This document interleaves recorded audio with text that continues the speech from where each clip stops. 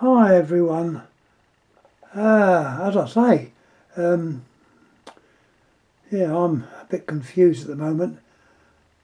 Nothing on TV, so to speak, which is rather grateful that I'm able to receive programs from abroad. I've got one of these motorised dishes which you can pick up various, not all of them, but various foreign stations that are free to air. And very grateful actually, because what you got on BBC 1 and 2, bloody tennis, excuse my French, it seems unfair that because some people like tennis, I don't by the way, we're not forced to, but there's no other choice. So we've got to put up with that for 3 weeks. If it isn't that, it's football. You can probably guess I'm not a sports person at all. I absolutely hate sport. Anyhow, not to worry. It gives me a chance to go on to a German programme on ZDF. That's the other station, ZDF, which is interesting. It's all about antiques. It's Bears and Rares, German production, and very interesting. They bring out items of interest. Not everywhere interests me, obviously, but a lot of them do. So it gives me a chance to be able to watch the box instead of bloody sport. Anyhow, at the end of my little rant, it's interesting to note that the English version of Bears and Rares is the bidding room, which only is on very infrequently, which is a pity. At least Bears and Rares are on every day, and it makes interesting listening, although I can't understand what they're saying. I can make out some of the words, make out what some of the items are, so it's quite interesting. So anyhow, that was mainly what was I say. Bears and Rares. That's what our programme, the bidding room, was based on, and the format's much the same. Anyhow, getting back to the phone. As you know, I was doing the TNN phone yesterday. Well, we've got another one. I first featured this on the American site, Classic Rotary Phones, I think it's called. They're very good. And I see that I picked it up from German. It must have been from German eBay, I suppose. I don't know. It was a long time ago. Anyhow, this model came into existence in 1935, before I was born, and it ended in 1952. And a close-up of the bits and pieces. It's all hardwired, obviously. Someone's written some information down there. I don't know what it refers to, probably certain terminations. But it all looks sound. You've got your induction coil, as you'd expect. You operate the cradle, operates that lever there, which is a changeover. You've got your bell coils there. And the capacitor, which is I think it was a Fraco. Yeah, it looks like a Fraco. I can't see any date on it. I'm not going to start dismantling it to see if there's a date on it. But suffice to say, it's quite old. Older than me. Whether it's officially genuine antique. What are we in? We're in now, got to look, 2023. So yeah, presumably 1920. This is virtually antique. I'm not very good at numbers, by the way, as I keep telling people. I'm number blind. Showing the typical handset. Very large handset. I'm not taking the inserts out. They're obviously taken outable by unscrewing a little ring round there, two little holes, and the same on the receiver, and that holds them in. So I'm not going to take those out. What else? Oh yeah, the dial. Similar dial to what we saw yesterday. Very similar. This one does not build up speed. As you dial 1, you get 1 pulse. Well made dial again.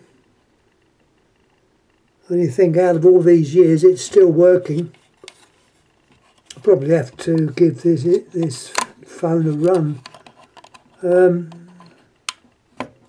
So I didn't even know what I'd done with it. I thought I would lay my hands on it straight away in the collection, but no, I couldn't. But I eventually found it. So there's your dial, your middle bit there, pointer, holds the return spring, and obviously the governor, and the make and break springs and the off normals. They're all on the same spring arrangements as shown there. Still working fine.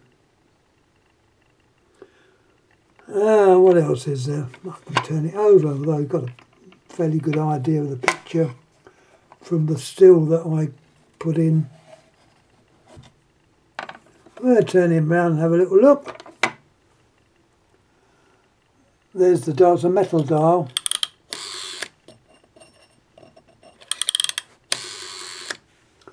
Turns beautifully well. Your TN trademark. Your numbers are doubled. You've got set on there and obviously outside.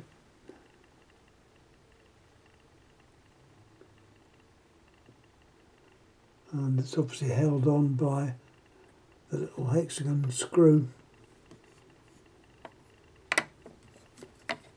The cradle's Bakelite.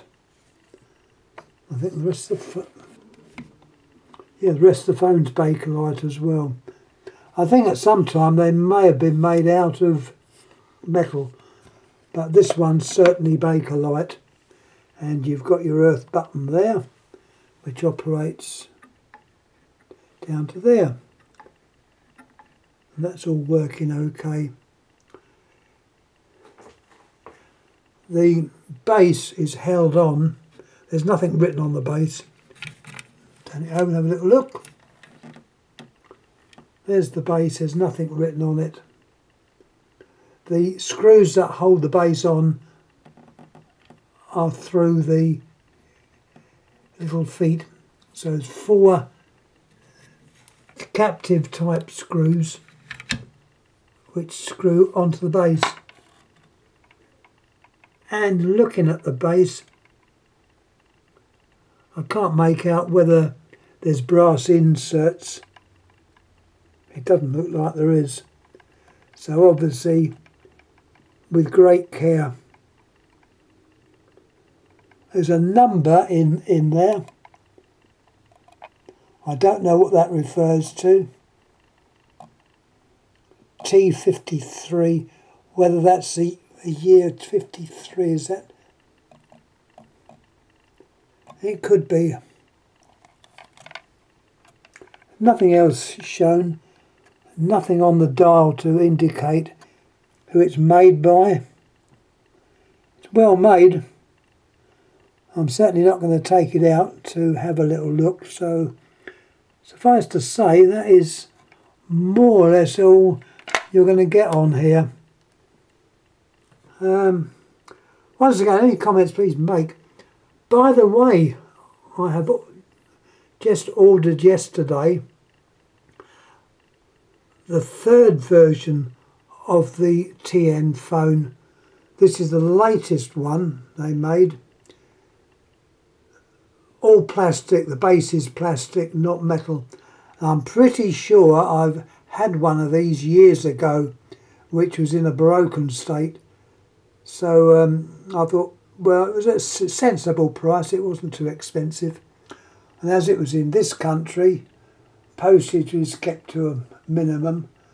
So I ordered it. They've actually got two actually. The other one's still online on eBay. So if anyone's interested in that one, it's certainly available. There's a slight little crack in the front, which can easily. I would probably glue it with Araldite, but I know acetone can be used, and Andy of Andy Shed shows how to do this. A very good demonstration actually. Takes a bit of time, and it only obviously works with certain plastics. Whether it would work with this TN phone, which is what I don't know, but it's worth a try.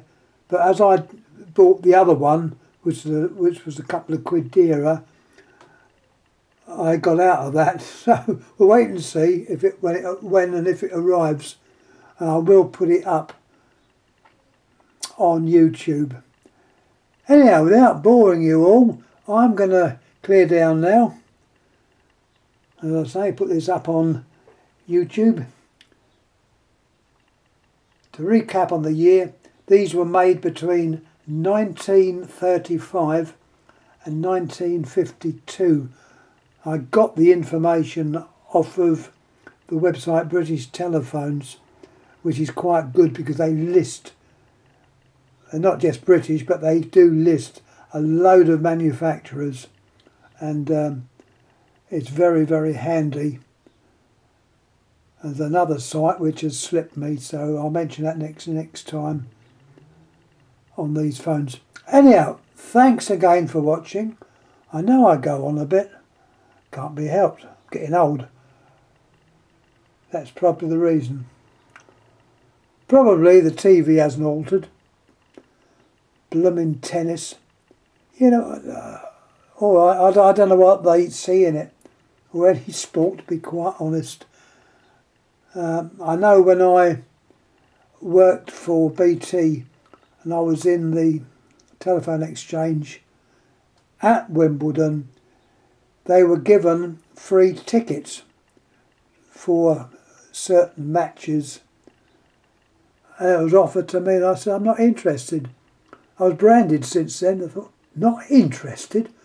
Not interested? I said, no, I'm not. It doesn't interest me at all. And I was branded because of that. Not a good idea to say I was not interested. Anyway, that was a long time ago.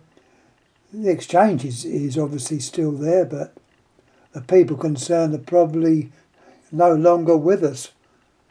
I was only quite young at the time. But, yeah, anyhow, I'm going to shut up now. I've been going on too long.